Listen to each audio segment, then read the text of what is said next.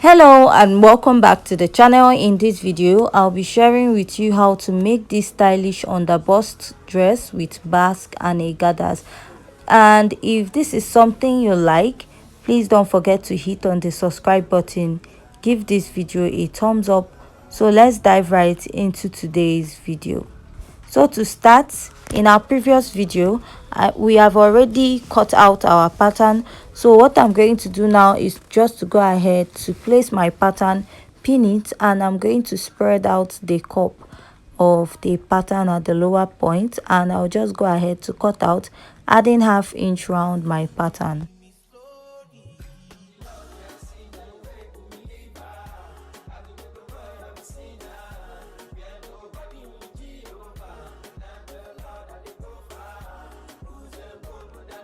After I'm done cutting that part, we'll go ahead to cut the basque part of the dress, and we have already added ½ inch at the sewing allowance. So what we are going to do now is to go ahead to add ½ inch at the lower part of the pattern, and after that at the upper part I'll add ½ inch and also add round the cup, so that I'll be using the ½ inch to join the cup to the space for the cup to the cup side of the dress. So after cutting this out, I'll also cut out the lining and I'll iron soft stay on it. So here is the back pattern which I've already cut out. I added ½ inch on top and underneath. I'll just go ahead and notch the zipper area of the dress, and I'll be using this pattern to cut out the lining which I have.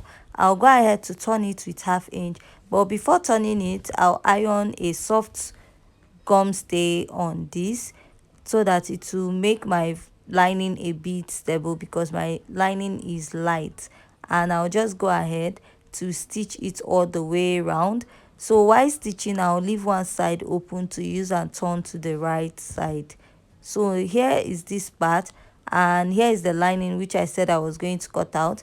I'll iron gum stay on it, and after cutting my main dress I cut out the lining part. So for the lining part, I went ahead to sew the upper part and the neckline and the armhole, leaving the lower part open. So from the lower part, that is where I'll be turning it from. Just sew the armhole, the neckline, and the part going towards the shoulder.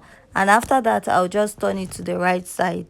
After turning this now, this is what I have. So I'll just go ahead and use a top stitch to hold the lower part of the dress or the cup.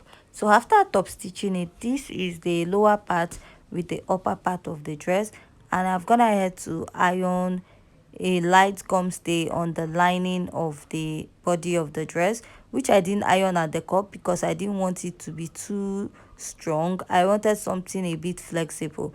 So now I'll place the cup and the body of the corset. So starting at the upper part, I'll leave ½ inch at the body of the corset, not the cup. Leave ½ inch, and then you start pinning the cup part to the body of the corset. So this is what I have, and I'll also place and start pinning at this side. So here is the cup part, and at the body of the corset, leave ½ inch space before pinning the cup, the body of the corset, or the space for the cup. So I'll just go ahead and pin this all the way around. And while pinning at the lower part, I'm going to go ahead to fold the excess I have, which we got from the extra spacing out when we were cutting out the corset. I'll pin it and create a gathers at the lower part, and I'm going to stitch my cup with ½ inch. So whatever I do on one side of my corset, I will be doing on the other side. So I'll just go ahead and sew this down and attach the other cup. So this is it after I was done turning it. Next, I'll just go ahead to place the lining this way. That ½ inch we left on top, that is what you'll be using to join your lining. So I'll pin it so that it will be easier for me to work with. So I'm just going to pin with ½ inch all the way around, starting from the upper part. Now to the side, I'll go ahead to pin that side also.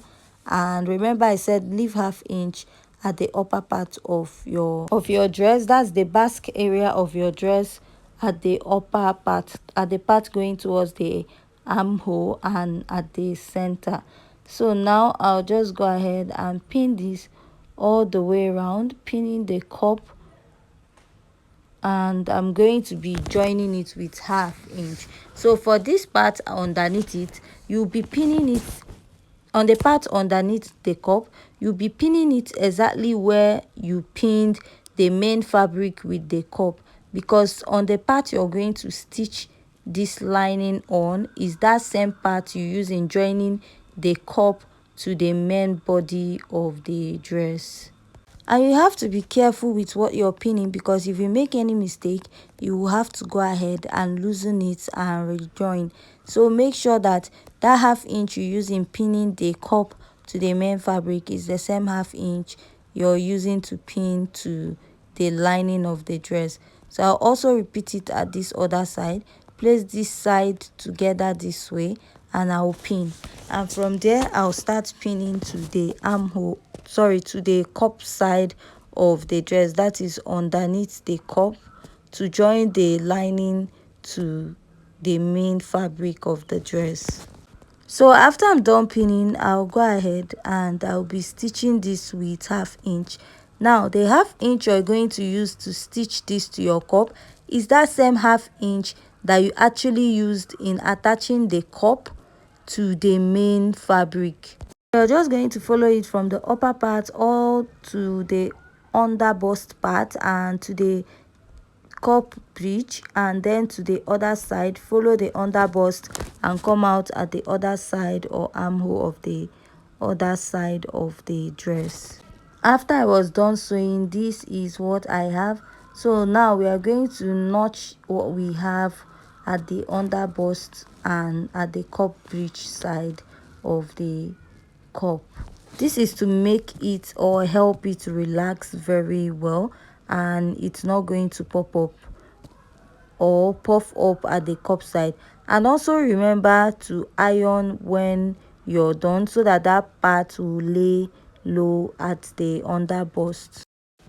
So next I'll go ahead to join the sides with 1/2 inch, and then I'll first of all join the upper part and join the sides with 1/2 inch.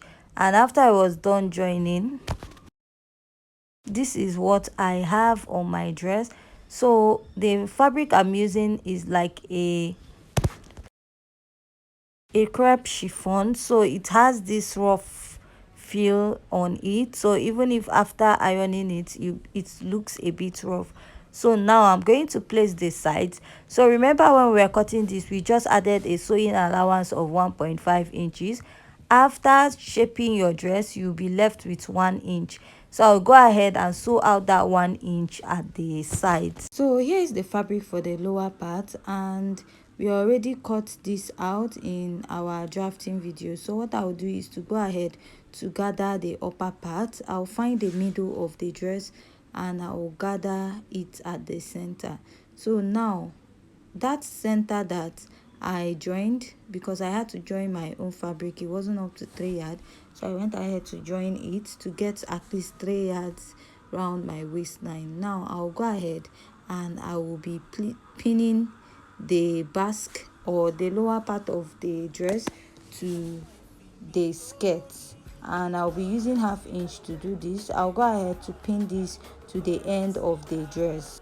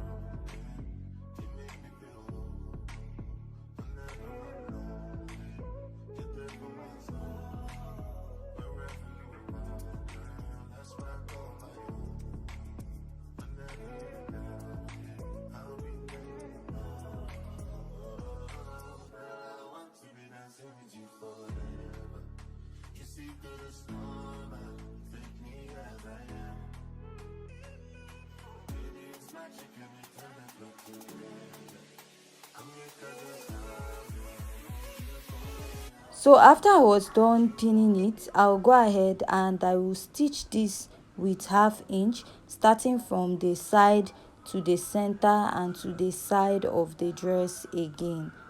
After I'm done sewing, I'm going to place my dress, and now that basque area, the center part, I'll be tracing out the part that is a bit longer than the other side. And after I'm done tracing it out, you can go ahead to weave it or fold it. So now I'll place the zipper part together and I will stitch it with 1 inch, leaving about 7 inches after my waistline, and I'll attach my zip.